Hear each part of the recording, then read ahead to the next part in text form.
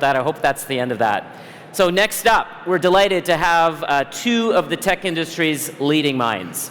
As well as being the co-founder of Twitter and Medium, Ev Williams is known for his searingly honest opinion of the industry.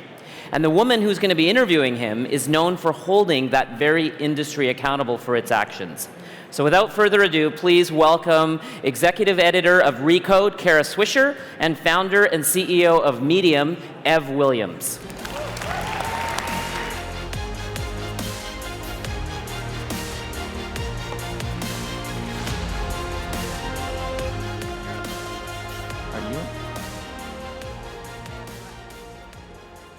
Hi, everybody. Sorry about that fire thing. That was Kara backstage. That was Kara. I just didn't want to go on with this guy. Actually, if that goes off again, I'm going to lose it. Anyway, we're here with Ev, who I've known for forever. Seems like it. Seems like it. And I want to talk about a lot of things. But let's start, first of all, it's called Life After Twitter, which you've had quite a life after Twitter. You left the board this year. Yeah, a couple months ago. Can you recently. talk about a little bit why you did that? Yeah, it's not very dramatic. I've been on the board since there was a board, so approximately 12, 13 years, and only on the board for the last 10 or so. So or however, 9. Mm-hmm. So I stayed on the board as long as I thought I could be helpful, mostly, and the company is in a really good place now compared to some of the time it's been before, and I just felt like I want to spend my time on energy on other things. So. Was it overwhelming for you, like the issues you all face there around hate, around President Trump, around mostly President Trump, really? Well, I mean, being on the board is not being at the company. Right. And so while it's called Life After Twitter, I kind of laugh because it's kind of been life after Twitter for me for a long time. Yes. And I'll always be associated with the company, always be rooting for it. I'm still a shareholder of the company. So there's certain part of my year is no longer spent in Twitter board meetings, but I've been focusing my time on other things for a long time. All right, I want to get to the things you're doing, but where do you think it is right now as a medium, the whole social media space? It's obviously been under attack quite heavily. I don't assume you're going to write a Chris Hughes-like document for the New York Times, correct? Calling Jack un-American or anything like that? No. Sorry, I didn't hear the question. Where do you think social media is right now, and what it needs to do to fix itself? I mean, it's in the the bleakness of figuring out where it needs to go. I think with I don't have any answers as to how we get out of the current situation, but I think there's a tendency to say, oh, social media is terrible, and forget all the great things about it, which I still believe are true, and I believe the terrible things are true because social media is humanity, and it unfortunately amplifies a lot of bad aspects of humanity. It's very powerful at that, and very powerful at connecting people with terrible ideas and amplifying those and making them seem like they're good ideas. On the other hand, it does the opposite, and I think I think there is a better version of social media to be invented, and I don't know if that will happen incrementally, because there's lots of smart people trying to evolve these systems at these massive companies, or if it will happen with just completely new paradigms and new ideas that come along. I'm confident it will remain around, but I think also people's relationship and sort of the novelty and some of the excitement that brought us to is wearing off. It's like it seems a sugar high, and now we're like, oh, do we need this in our life in the same way? Right. And do you imagine? Let's get to new companies, because you're an investor with Obvious Ventures. You're not really investing in that space. We don't really, no. Why is that? It's not that we wouldn't, but at Obvious Ventures, we focus on what we consider what we call world positive investing, which is things that we think address big systemic problems we face as a society. We haven't seen something come along, and we don't do actually very many internet or media things. We do a little bit, but we do things more in health and wellness and sustainability. So world positive, that's a very techie word. What does that mean? Because well, it's just I'm our wary term of before things like we have a lens. We're not an impact investor. We're a for-profit investor because that doesn't compromise on financial returns but we're very genuinely focused on things that we think are big ideas and big solutions. So why don't you want to call it impact investing? Because that's what it's called. I mean, impact investing can be great, but impact investing historically is a view that we will take a lesser financial return in order to have some sort of other impact. Right. And which there's investments that make sense for that. Our view is that the biggest companies that scale the most are not going to they're going to have big returns. And so rather than say we're going to compromise on returns, we feel like that can be a failure mode and say like actually it's not that healthy of a company or it doesn't have great product market fit. We're saying no, it has to be great. So an example, one of our companies is Beyond Meat, which you've done really well on. Which has done phenomenal, and it's not an impact investment, it's a phenomenally lucrative, profitable investment that addresses this massive need of lowering our carbon footprint when it comes to the meat we eat. What's really interesting is that Beyond Meat is doing great in the stock market, and Uber is tanking, and Lyft is tanking. I wouldn't have predicted that necessarily a few years ago. So talk about how you got into this, the Beyond Meat, because there's also Impossible Foods. There's a lot of food tech investing, I guess, if you want. Beyond Meat was one of the first investments we did. We actually rolled it into Obvious Ventures. Biz and I, my longtime partner Biz was a vegan for a long time. Kleiner Perkins did the Series A in Beyond Meat. I think because they knew he was a vegan, they're like, hey, are you interested in this company? And so he brought it to us, and we were very excited about it. We love the products. I'm been vegan and pescatarian for a long time. And wait, which one are you? I was vegan, now I'm pescatarian. So okay. But I haven't eaten a land animal for a very long time. So I enjoyed the products. Biz enjoyed the products. You just draw the line at fish. I draw the line at fish. All right. Okay. Yeah. And Ethan Brown, the CEO and founder of Beyond Meat, is just an incredible human, and so we backed him fairly early on. And when at the time you did it, there wasn't a lot of people interested in that sector, and there was investments, but it was more on the research side, a lot of the research stuff, and this is a small market. What did you hope? I'll get to the stock market thing. Why did you go public with it, and what did you hope for it? That it would be in every supermarket, or you're aiming at people who eat meat? Yeah, the goal with it, and the company's been around for a few years, and the goal with it was always to penetrate the meat market. And I mean that in the grocery store sense. Right. And to really, that's this massive $1 trillion market that we thought there's a better alternative to. So we didn't have the plan for that. Ethan and his team had the plan, but it's going well so far. So where do you imagine, like there's a world, I guess it would be world positive. How much pushback have you had from meat companies? I know they don't want you to call it meat, because just the way the milk distributors don't want oat milk to be called oat milk or cashew milk or. I think some of them see it as an opportunity and some of them see it as a threat. Because I would Tyson imagine. is in it, right? Tyson was actually a big investor and shareholder, and they got out just before the IPO. Because they're making their own version. Yeah, I would assume any meat company. I mean, the response to the Beyond Meat IPO, which has been so gratifying, is that people are paying attention to this plant protein company that most people wouldn't have predicted would make such a big blip, and I think it's a lot of people seeing the potential.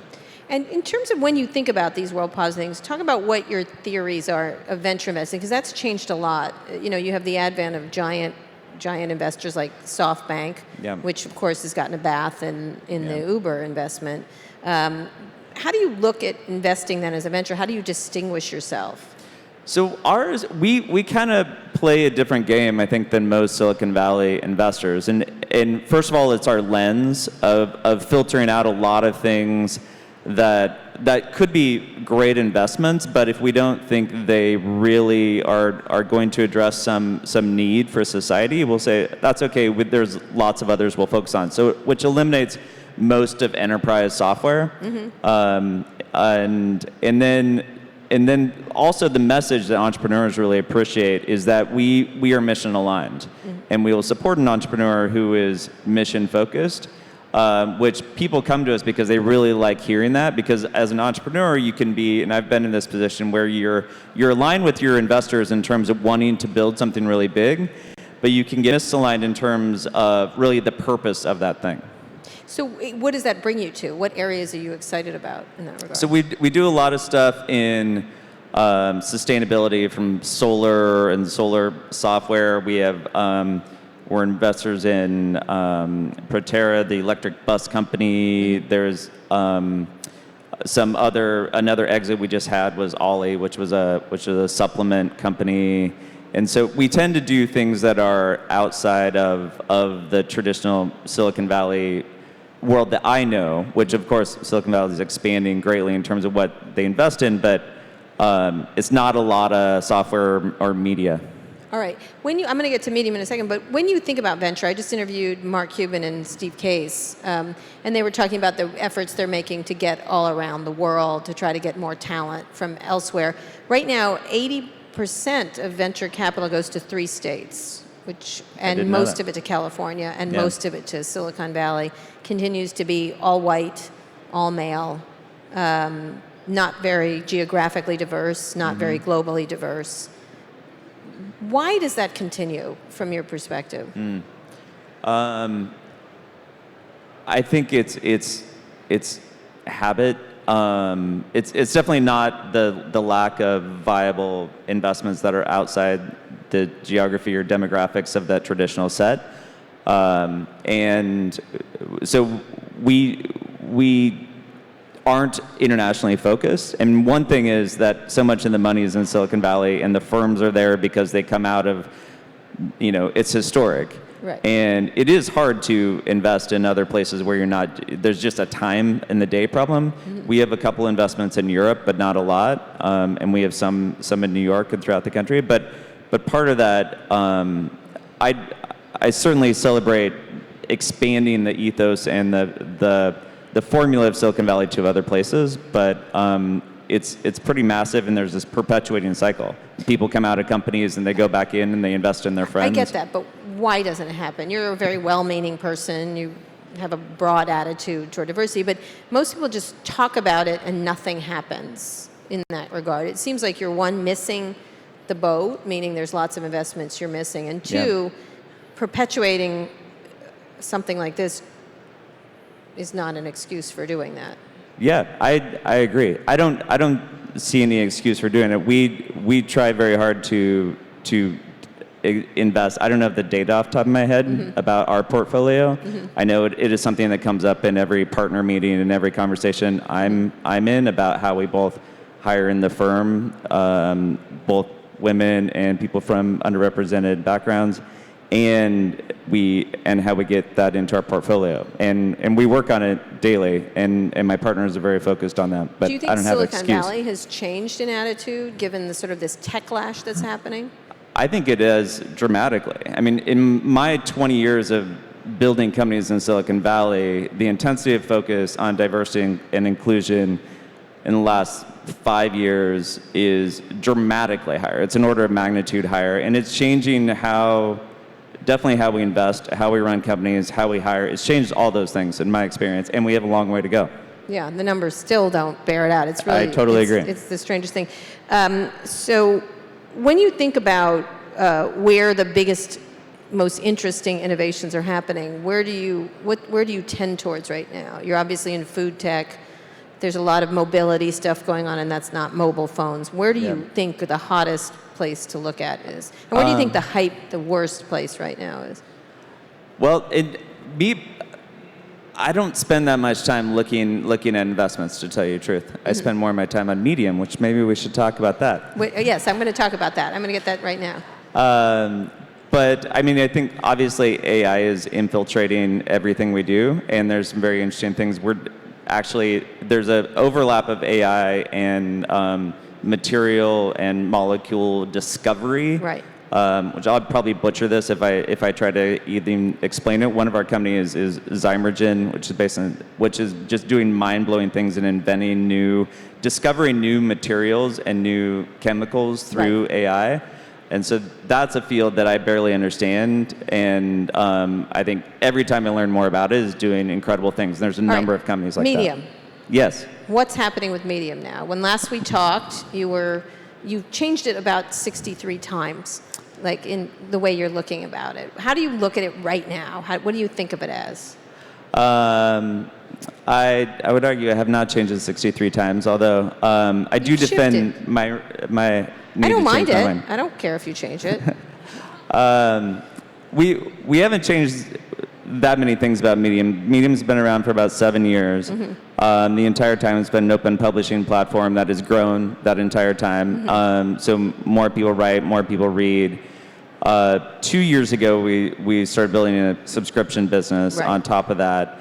That's been going very well. And so over the last 2 years, the main thing we've done is built this premium consumer subscription business on top of the open publishing platform. So it's really a mesh of those two things that allows anyone to publish, have a voice, potentially get paid. We pay thousands of writers from all over the world every week, and that's a growing amount. And then we have a professional editorial team, and then we also work with third-party publishers. So we do all that. Would it be right to say that you've pushed off of the professional stuff more and tended more towards different writers?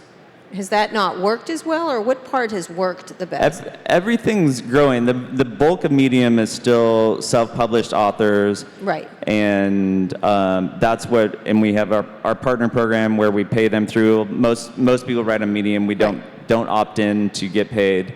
They're looking to find audience. We also have a very growing editorial team that is publishing. The latest thing we've been doing is starting these little publications or mini magazines around a variety of topics. We've been doing that both in-house and through partners like Mark Bittman and Roxane Gay. We just launched something with a couple weeks ago.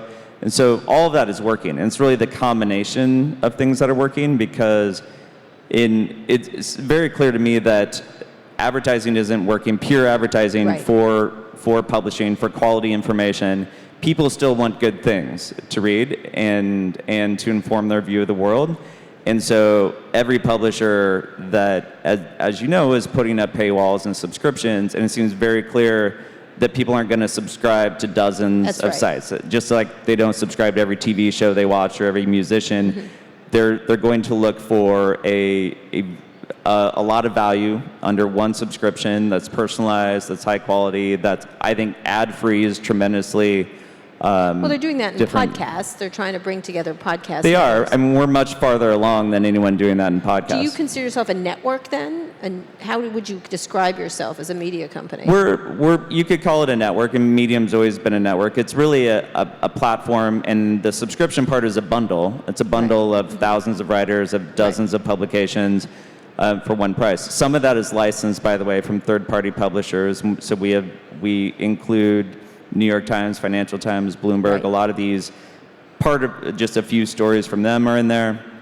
And so really our goal is to build the best content subscription product that there is. Do you think yourself of buying big media companies, all the others, a lot of Lorraine Powell jobs, Mark Benioff, obviously Jeff Bezos, and others with some money have been purchasing things. There was a rumor you were looking at New York Magazine. Is that true? It's true. There was a rumor about that. Yeah.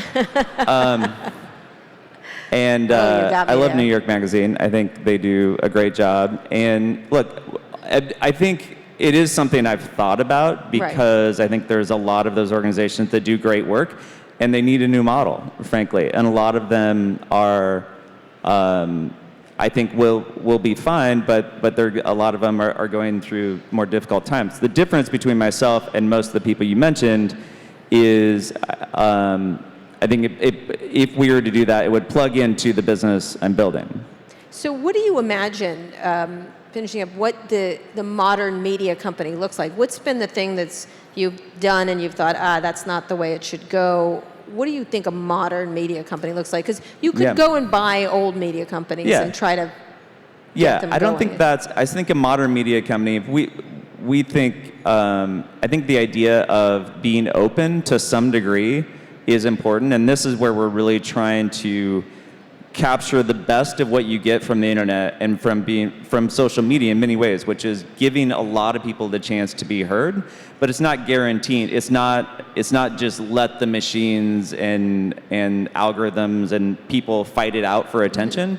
It's really blending openness. So not Twitter, right? No. Not Twitter, but it's we just serve a very different purpose. So the modern media company, if you're building a publisher today, given the internet, I think it'd be crazy to limit yourself to the people in the building or the people who you know. Right. And so we have the good fortune of getting tens of thousands of people every single day saying, here's my story, here's my idea, here's my perspective, and we curate that, and sometimes we edit it and we put it in front of more people, and then we also get the benefit of working with people who are well established, and so a modern media company, I think, taps the world's brains and really builds the best. And a big part of what we do in our philosophy is blending humans and machines. So we've seen the pure open platform, what that gives us in terms of content, and we've seen that the